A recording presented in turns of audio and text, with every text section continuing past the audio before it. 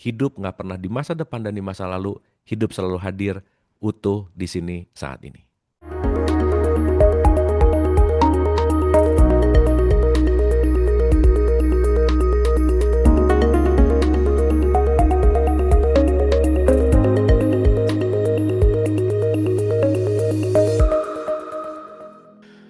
Nah, yang menarik tadi udah kita lihat video pembuka gitu ya. Kalau kita bicara dalam konteks data misalnya, saya mengumpulkan ada beberapa data yang di dalam kekinian, misalkan gitu. Sekarang lagi luar biasa ya. Kita tahu lagi ada di perang gitu misalnya. Dan lagi sibuk dengan dolar yang terus naik gitu. Terus proyeksi digital ini saya dapat laporan juga turun 3,4% gitu misalnya, dan banyak hal gitu. Sehingga kalau kita lihat bahwa semuanya sekarang lagi dalam keadaan dalam tanda petik ekonomi yang melemah, mungkin yang lagi jualan juga kerasa banget gitu ya, jualannya mungkin jadi kurang dan seterusnya gitu. Nah, tetapi malam hari ini mungkin ada satu perspektif yang saya ingin berbagi gitu teman-teman, ibu dan bapak semua. Kita di mana nggak bisa lepas gitu ya dari konteks kehidupan yang terus berputar gitu. Dan ini wilayah samsara yang nggak pernah selesai juga. Dan saya rasa kalau pinjam dalam perspektif filsafat itu, life is all about suffering. Hidup itu hanya berpindah dari penderitaan satu ke penderitaan yang lain. Karena semua penderitaan datang ketika kita tidak sanggup untuk berubah. Jadi saya pinjam juga dalam perspektif Buddhis itu, semuanya temporary gitu. Semuanya tuh selalu berubah. Semuanya tuh tidak ada yang permanen. Jadi life is all about impermanent. Yang jadi bahaya itu adalah segala sesuatu yang di luar diri kita itu netral. Segala sesuatu yang di luar diri kita itu hanyalah realitas. Tetapi hubungan batin kita dalam memaknai realitas itu yang jadi problem sebetulnya.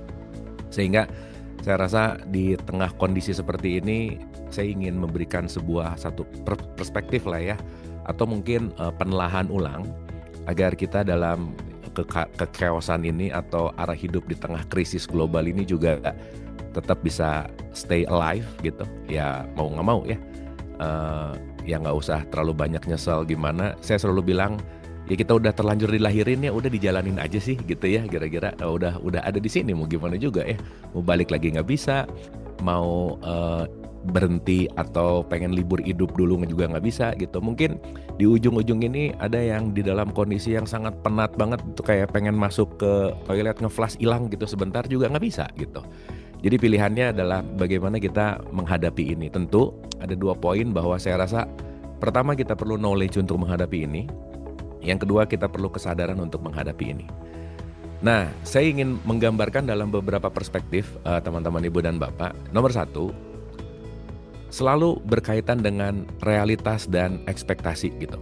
Saya nggak pernah bosan untuk berbicara ini karena segala sesuatu di luar diri kita itu semuanya netral, tergantung kapasitas kita membaca netralitas itu gitu. Sehingga dalam perspektif membaca ini semua itu tergantung dari sudut pandang kita, dan sudut pandang itu berkaitan dengan jiwa.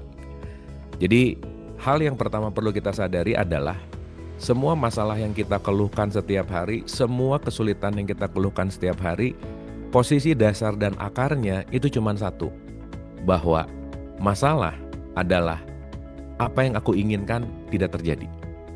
Apa yang aku harapkan tidak terjadi. Apa yang aku idam-idamkan tidak terjadi. Jadi sebetulnya bukan masalah yang di luarnya, tetapi keinginan kita yang selalu melebihi dari realitas. Jadi kalau pakai rumus, E itu adalah ekspektasi, R itu adalah realitas. Saat ekspektasi lebih besar dari realitas, maka penderitaan akan selalu terjadi. Jadi nomor 1 teman-teman, mau nggak mau, suka nggak suka dalam kondisi hidup ini, inti dari ujung dari semuanya adalah kita akan bersimpuh dan sujud kepada realitas dalam tanda petik. Sujud pada kenyataan, mau nggak mau, suka nggak suka, yang perlu kita rubah bukan kenyataannya, tapi hubungan kita dengan kenyataan, pemaknaan kita terhadap kenyataan, dan sudut pandang kita yang meluas. Sehingga kata kuncinya, kapan sih kita nggak pernah mengalami krisis? Saya rasa pandemi dianggap krisis yang luar biasa banget gitu ya. Selesai pandemi ada perang. Selesai perang ini juga akan ada sesuatu gitu. Dan kita juga perlu sadar juga ya bahwa salah satu hukum hidup itu ada yang disebut dengan yang namanya paradoks. Nah, saat kita melihat ini lebih ke seapa adanya, saat melihat ini lebih kepada lingkaran yang lebih luas, kita akan melihat ini lebih bijaksana sih sebetulnya. Jadi yang paling penting nomor satu adalah kebijaksanaan kita dalam menerima kenyataan itu, memang itu yang perlu kita latih. Nah, saya kasih analogi sederhana gini ya, supaya kita sedikit memiliki sudut pandang yang lebih luas. Kita berbicara perang misalkan, ya kita nggak suka perang. Anyway, semua orang pengen mengharapkan bahwa semoga kedamaian terjadi di keseluruhan di dunia, di kehidupan. Nggak bisa. Kenapa? Karena ada satu hukum hidup, kuncinya adalah relatif. Jika semua orang baik, tidak ada yang jahat. Jika semua damai, ya nggak ada yang damai juga gitu. Karena kedamaian itu perlu chaos, gitu ya. Orang yang jadi baik itu perlu ada yang buruk juga gitu. Sehingga dalam hidup nggak bisa lepas dari hukum yang namanya relatif. Nah, saya ingin melihat ini dari sudut pandang yang lebih luas. Teman-teman yang menyaksikan saya ini di platform media sosial yang menggunakan gadget. Dan kita tahu bahwa gadget ini, handphone misalkan, itu tercipta. Pasti ada penyebabnya, pasti ada penciptanya. Katakanlah kalau kita nggak suka sama perang misalkan, tetapi ada paradoksikal besar di balik sebuah yang namanya perang. Misal, nih ya saya kasih contoh analogi. Gak mungkin akan tercipta komputer kalau nggak ada Perang Dunia II. Perang Dunia II melahirkan yang namanya Alan Turing, di mana Alan Turing ini yang pertama menciptakan coding yang namanya komputer. Di situ yang dia mulai bertanya, apakah mesin bisa berpikir dan seterusnya. Artinya, dalam sebuah hal yang disebut kekeosan atau hal yang disebut hal-hal yang buruk, itu akan selalu paradoksikal untuk menjadikan atau menciptakan sesuatu hal yang di kemudian hari mungkin, ketika lebih disadari, ada hukum paradoks bahwa yang kita anggap buruk itu akan menciptakan sesuatu hal yang lebih baik gitu. Karena mau nggak mau, suka nggak suka, hukum tabur tuai misalkan, hukum paradoks misalkan, itu pasti akan terjadi. Dan kita kalau tidak melihat dari sudut yang lebih luas, kita akan sempit melihat segala sesuatu. Nah, oleh karena itu, yang pertama saya rasa dalam menghadapi arah hidup di tengah krisis global ini, mari kita tingkatkan pengetahuan kita. Mari kita luaskan juga sudut pandang kita. Mari kita melihat dari sudut pandang atau perspektif yang berbeda. Karena kalau kita isi setiap hari dengan keluhan, menyalahkan, keluhan, kebencian, keluhan, komplain, macam-macam gitu. Pertama, nggak akan menyelesaikan apa-apa yang di luar. Dan apa yang perlu kita selesaikan juga nggak pernah selesai gitu. Jadi boleh jadi kita merasa lagi mengeluh, merasa berkontribusi terhadap sesuatu gitu. Merasa saat kita ikut nimbrung ngomongin tentang perang, ikut nimbrung ngomongin tentang bagaimana status ekonomi lah, bagaimana dolar apa dan lain-lain. Tapi sejatinya kita mungkin lupa bahwa kita sedang tidak menyelesaikan apa-apa. Nah, masuk ke yang kedua. Jadi yang pertama saya mau bicara dulu tadi, saya simpulkan dulu bahwa mari kita meluaskan sudut pandang. Mari kita menambah pengetahuan. Karena mau nggak mau, suka nggak suka, pengetahuan yang terbatas akan membuat pemahaman yang terbatas dan akan membuat pemilihan segala sesuatu keputusan juga terbatas. Ya, jadi ya memang agak klise sih ya kalau saya bilang bahwa ngapain sih komplain gitu. Dimana komplain tidak menyelesaikan apapun dan komplain justru malah kita buang-buang energi gitu. Nah, berbicara tentang energi, teman-teman, ibu dan bapak jangan lupa, setiap saat itu kita sedang belanja. Saya sering sebut kita sedang membelanjakan energi. Gitu ya, karena kita makhluk energi, mau ngapa-ngapain pakai energi, dan perlu disadari bahwa energi kita itu terbatas. Makanya kita bisa capek, makanya kita perlu istirahat, karena kenapa? Cadangan energi kita itu terbatas, kita sebut energi harian aja. Nah, saya ingin menggarisbawahi, kemana atensimu pergi, energi mengalir ke situ. Kemana perhatianmu pergi, energi mengalir ke situ. Saat bangun tidur nih, ini memang kebanyakan mungkin seperti ini ya. Bangun tidur, belum sadar dirinya hidup, udah ngurusin hidup orang lain, coba gimana? Baru bangun tidur aja kita udah terbebani, beban bukan beban sendiri, lihat langsung berita, lihat langsung media, lihat semua. Jadi bangun tidur aja kita udah terbebani sesuatu hal yang bukan beban diri sendiri gitu. Belum sempat menyapa nafas misalkan, belum sempat sadar bahwa aku sedang hidup misalkan. Tapi ya kembali gitu ya, kita terjebak dalam distraksi faktor eksternal. Sehingga kalau lebih disadari, jangan-jangan setiap hari kita terlalu banyak memikul beban yang bukan beban diri sendiri. Gitu ya, yang dipikul itu beban yang bukan beban yang harus kita selesaikan gitu misalnya. Sehingga saat kita tidak bisa memiliki kebijaksanaan untuk mengontrol energi, untuk mendistribusikan energi, saya sering sebut ini namanya energy leaking atau yang disebut bocor-bocor energi. Akhirnya apa? Kita mendistribusikan energi lebih banyak ke tempat yang nggak kepake, tidak berguna, tidak bermanfaat, yang akhirnya kita kehilangan fokus, kita kehilangan arah, dan bahasa kerennya sekarang sering disebut dengan yang namanya burnout gitu. Nah oleh karena itu, yang kedua saya rasa mari kita sadar terhadap energi. Sekali lagi ya teman-teman, ini boleh diingat ulang-ulang. Kemana perhatianmu pergi, energi mengalir ke situ.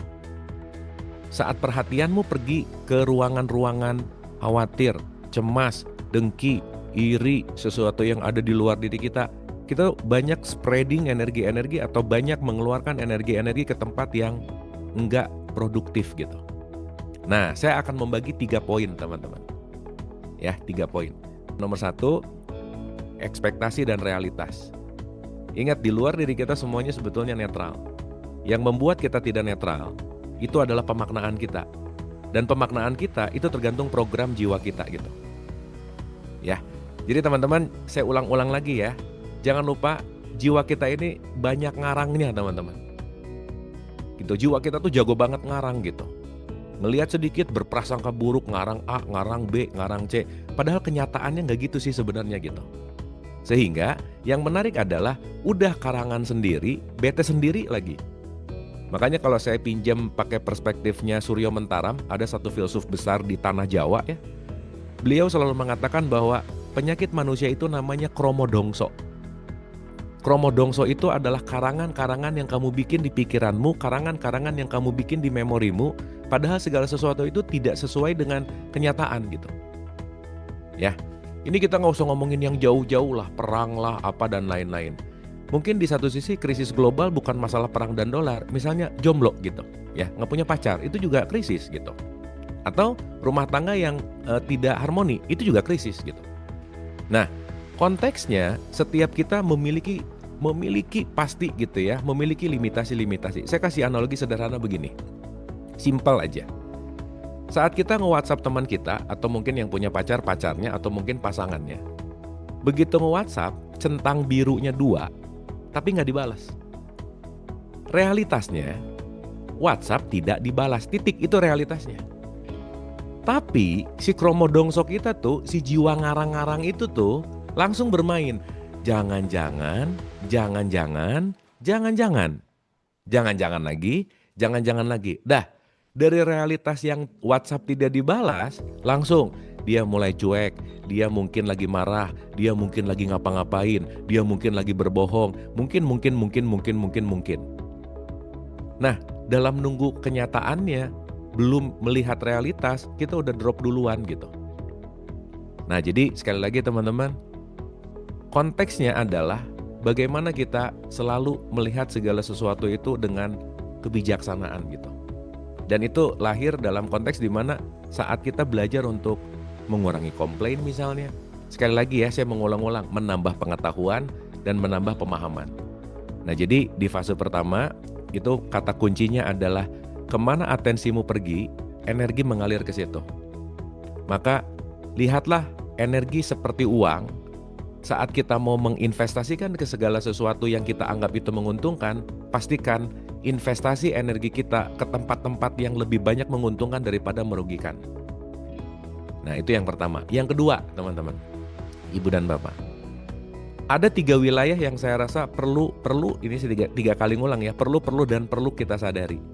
Kenapa orang hari ini banyak kelelahan? Kenapa orang hari ini banyak burnout? Karena dia tidak fokus kepada 3 poin ini. ya. Kalau dikasih buletan, teman-teman, ada lingkaran yang paling kecil di tengah itu adalah your center. Itu disebut dengan yang namanya lingkar kendali. Apa yang kamu bisa kendalikan langsung, itu yang di tengah. Yang kedua, itu namanya lingkar pengaruh. Kamu tidak bisa mengendalikan, tapi kamu bisa memengaruhi.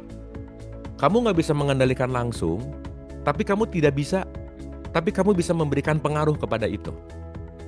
Nah, nomor 3, ini lebih jauh lagi nih teman-teman. Itu namanya lingkar peduli.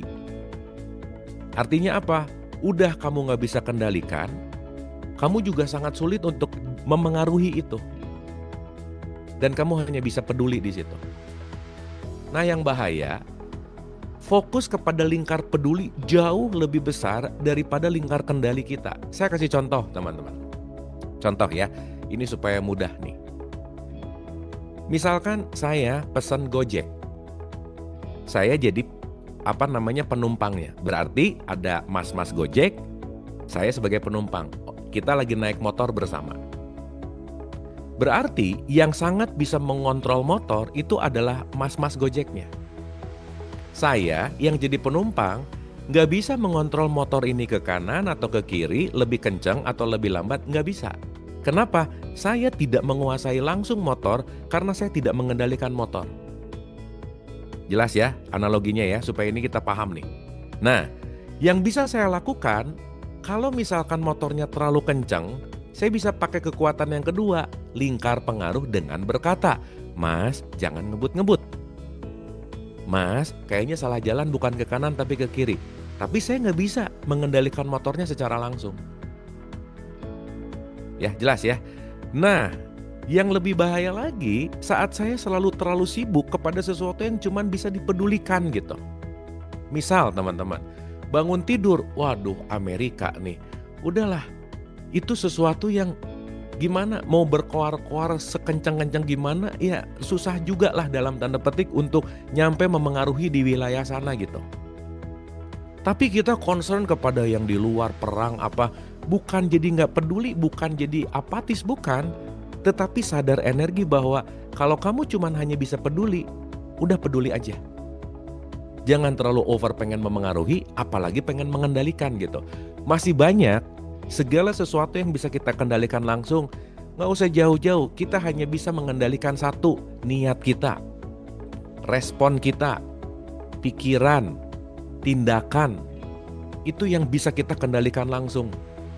Sehingga saat kita terlalu sibuk membuang-buang energi kepada sesuatu yang nggak bisa kita kendalikan langsung, ya seperti kebijakan moneter, sekarang harga naik, sekarang perang dunia. Kita tiap hari komplain terhadap harga naik, tapi porsi makan nggak mau diturunin gitu, nggak mau diet gitu misalnya. Kita komplain ini semuanya mahal, tapi kecanduan belanjanya nggak diturunin gitu misalnya. Akhirnya apa? Ya kita melakukan komplain-komplain sesuatu, buang-buang energi di wilayah lingkar kepedulian, di mana yang harusnya kita cuman hanya peduli, tapi kita mencoba untuk mengendalikan. Gitu ya. Misal di depan rumah ada pohon, gak bisa mengendalikan langsung, tumbuh sekarang berbuah, gak bisa. Kita cuman bisa memengaruhi, kasih pupuk, kasih air, kasih pupuk, kasih air.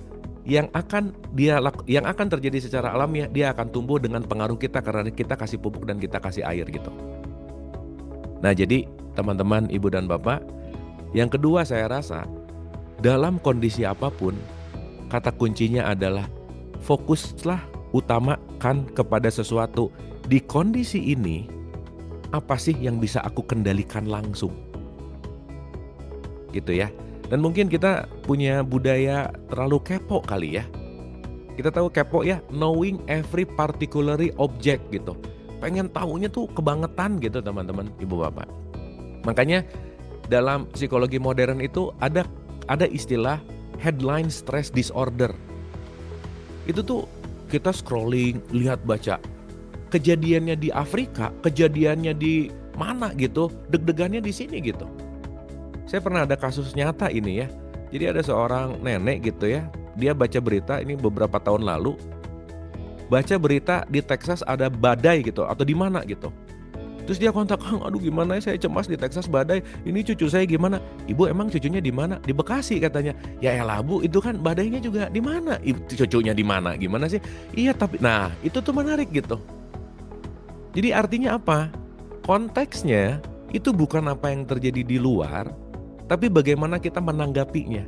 Sekarang pertanyaannya, saat kita dapat berita, saat kita dapat apapun, konteksnya yang bentuknya impuls untuk kita melihat sebuah berita lah gitu kasarannya, itu adalah bagaimana kita merespon berita itu gitu.